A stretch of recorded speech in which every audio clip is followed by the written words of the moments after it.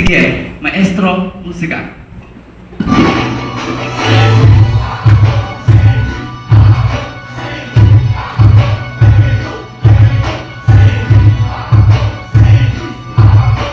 Hindi na ba yun? Hindi mo hinanap ang Panginoon at hindi ka tumingin sa kanyang tawag. Alisin niyo siya. Ngunit, meron pa ako yung 8-8.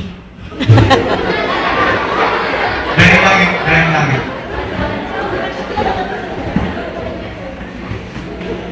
Wow, sir! Ang ganda naman ang gate nyo dito. Ano to, Jasper? Pasok na ako. Hindi. Ano naman ang batay ng magpapakasal ka ng Diyos sa kanyang hari? Hello! Ako lang naman ang pinakamagaling na gumawa ng pinakamatataas at pinakamatitibay na building sa balat ng lupa. Okay na? Hindi. So dahil ng buhay mo yun lang ba ginawa mo? Oo, gumawa ng building, tapos gumawa ng building, tapos gumawa ng building. Hinanap mo ba ang Panginoon? Umalis ka. Tagalin niyo siya dito. Hindi, wait lang, ginawa ko rin naman yung Malacanang, Eiffel Tower, marami pa. Dahil langit.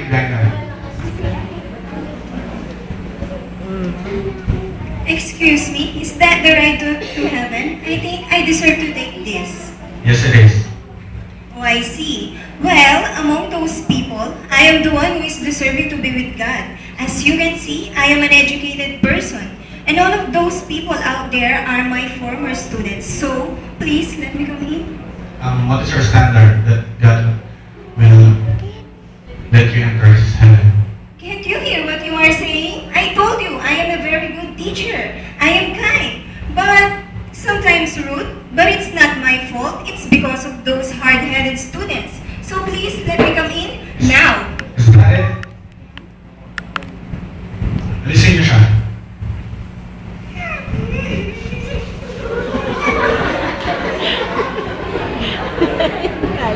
Dahil langit. Manong, ito ba dahil papuntang langit? O ito na kayo. Salamat naman sa Diyos. Manong, bukain niyo muna ako.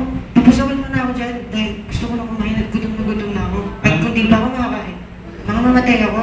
Ay, patay na nga pala ako. Manong, ginawa ko na nakain. Ano naman ang batay mo para papasokin ka ng Diyos? Eh, di ba sabi sa Biblia na blessed are the poor in spirit for they shall be filled. Kaya, busugin niyo naman ng Panginoon. Yun lang ba? Aba, syempre, naghirap na ako sa lupa, pati ba naman dito? Kaya nga din na ako nagtrabaho kasi para daw kaming mahihirap at makikita namin ang Panginoon. Kaya manong alam ko karapat dapat ako pumasok dyan at papasungin mo na ako, dali na. Hindi ka naman humingi ng tulong sa Panginoong Jesus. Alisin niyo siya dito. Pero, sandali lang. Manong, di mo ba talaga ako papasukin? Hindi. May na lang tinapay ko. Hindi. Tinapay ka na lang! Tinapay lang! Biyahing langit.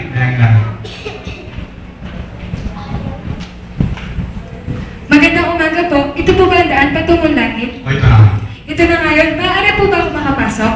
Ano naman ang iyong batayan na kailangan kang pasokin? Ako po? Wala po ako may pagmamalaki. Isa lamang po ako isang simpleng estudyante na nakatira sa isang simpleng bahay. Hindi po ako tulad ng mga nauna sa akin. Sadyang napakalang estado ng kanilang pamumuhay. Yun lang ba? Gaya po na sinabi ko, wala po ako may pagmamalaki. Pero may isa po akong dapat na ipagmalaki. At iyan ang ating Panginoong Yesus na tinanggap ko sa aking puso bilang aking Panginoon at sariling tagapagligtas. Ang Panginoon Jesus ang daan, ang katotohanan at ang buhay. Di man sa Kanya, wala makapasok sa Kanyang kaharian. Yun lamang mga sumusunod sa Kanya at tunay na tumanggap bilang Panginoon at tagapagligtas. Hinanap mo ang Panginoon at siya'y na iyong natagpuan. Hinanap ka ng Panginoon at ikay natagpuan. Magalak ka. Sapagkat hindi ka tinawag na alipin ng Panginoon, kundi tinawag ka ng kaibigan. Magtali ka, makibahagi ka sa kanyang kaharian.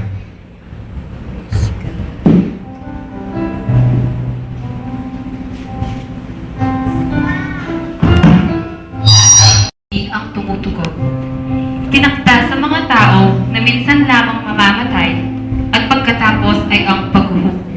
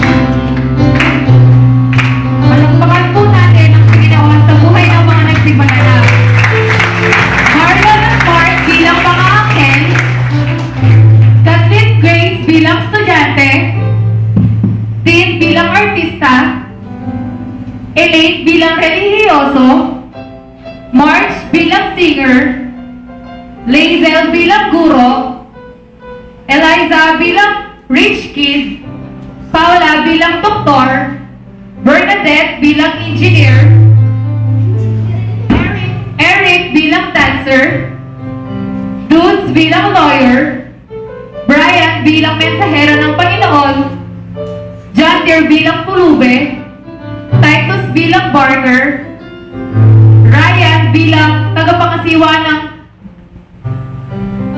langit, at si Marlon bilang driver. Palakpakan po natin muli ang Panginoon sa buhay ng Sulit panghabang buhay, yari mo ay sulit magkakatulangin. Hindi pwede ang sumali